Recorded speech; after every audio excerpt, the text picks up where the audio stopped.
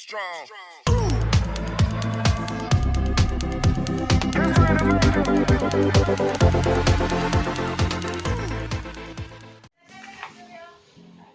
Hello guys,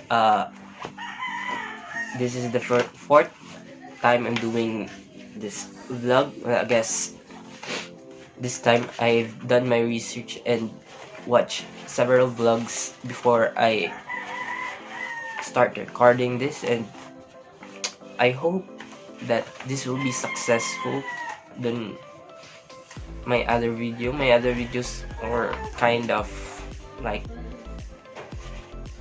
nah. Okay. How do I say this? Like, it's kinda lacking of editing.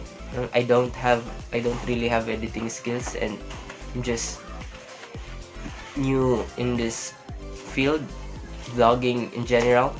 So I guess this would make some difference. Today I'm going to tackle about the RA 11479, also known as the Anti-Terrorism Act of 2020.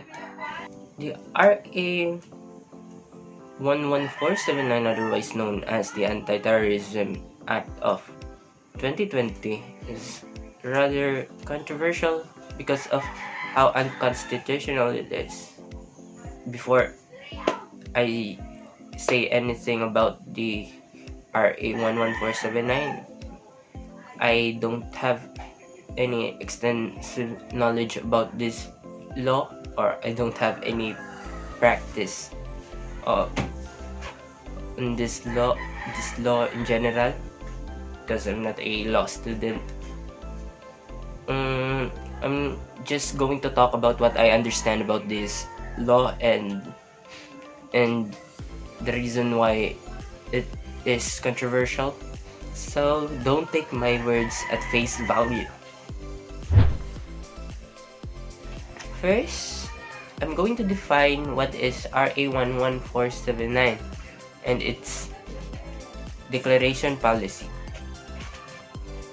It is declared a policy of the state to protect liberty and property from terrorism, to condemn terrorism as inimical and dangerous to the national security of the country, and to have welfare of the people, and to make terrorism a crime against Filipino people, against humanity, and against the law of nation. In the implementation of the policy above, the state shall uphold the basic right and fundamental liberties of the people as enshrined in the Constitution.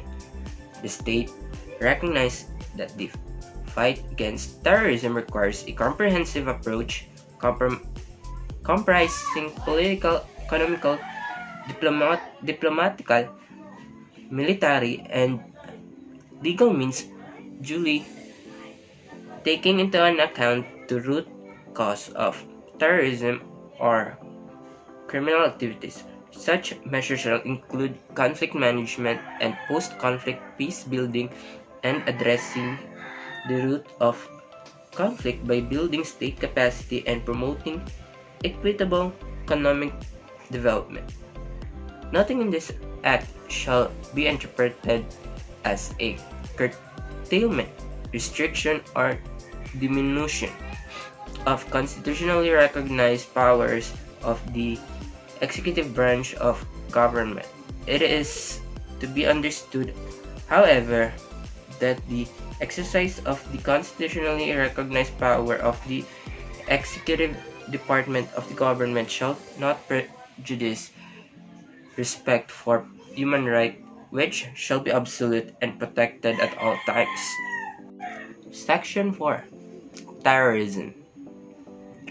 Subject to the Section 49 of this Act, terrorism is committed by any person who, within or outside the Philippines, regardless of the stage of execution. Number 1. Engages in acts intended to cause death or serious bodily injury to any person or endangers person's life. Number 2. Engages in acts intended to cause extensive damage or destruction to a government or public facility, public place, or private property. Number 3. Engages in acts intended to cause extensive interference with, damage, or destruction to critical infrastructure. And number 4. Development manufacturers possess, acquires, transport, supplies, and or uses weapon, explosive, or biological, nuclear, radiological, or chemical weapons. And last, release of dangerous substance or causing fire, flood, or explosions. By the way, critical infrastructure refers to a term used by the government to infrastructure that are essential to the society's function. Like, for example, here in the Philippines, Meralco and Manila, they are both needed infrastructure in the Philippines. Without them, we cannot have water and electric sources, which is essential, by the way. Section 5. Any person who threaten to commit the acts mentioned in Section 4 shall suffer 12 years imprisonment. Now, the reason why this law in particular was petitioned in Supreme Court because it is unconstitutional. Like, points being raised was the RA 11479 directly contravenes the Due Process Clause. It violates the right to security, liberty, and privacy. It infringes on freedom of speech and the right to peaceably assemble and petition to the government for redress grievance.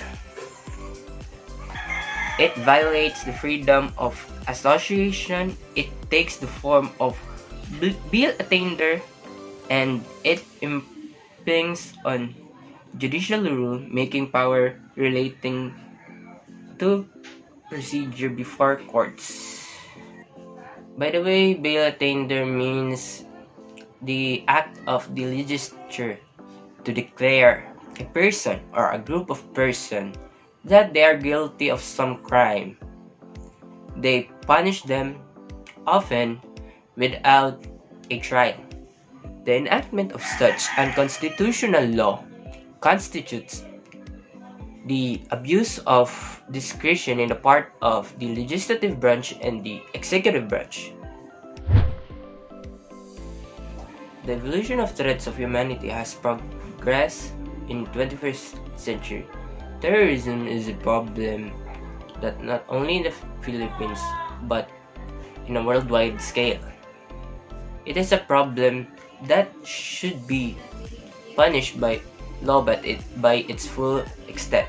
To attain that, the law against terrorism should stand scrutiny to constitutionality so that innocent people are protected, so that terrorism is effectively suppressed, so that terrorists are punished, so that the justice and law rule prevails.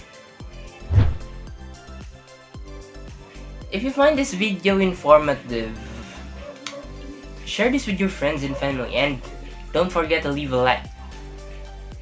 See you next time. Bye.